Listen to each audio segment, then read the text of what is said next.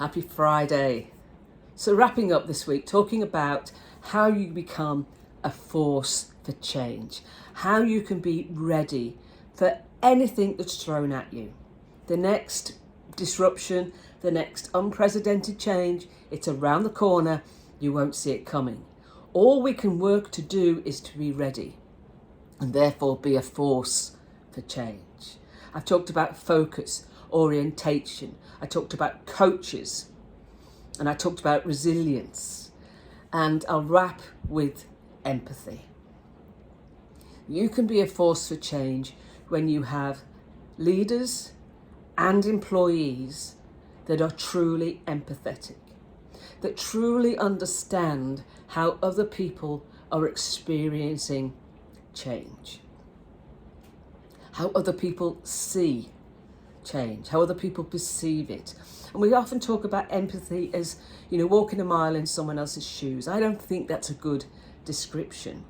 I think it's about understanding how that other person feels walking in their shoes, their world, their reality, their values, their challenges, their aspirations.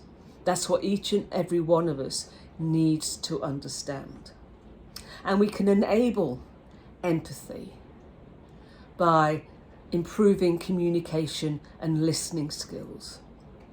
Because often especially when we're listening, we hear someone and they're starting to tell us about maybe a challenge or a problem or an issue they have. And our instinct is to jump in and fix it. Don't do that, because you're not letting the person tell their story. And you may have an assumption or a bias that's not going to be the right solution. So we need to let people really talk and really listen to them and wait for the pause, which is the good point to then say, this is what I'm hearing.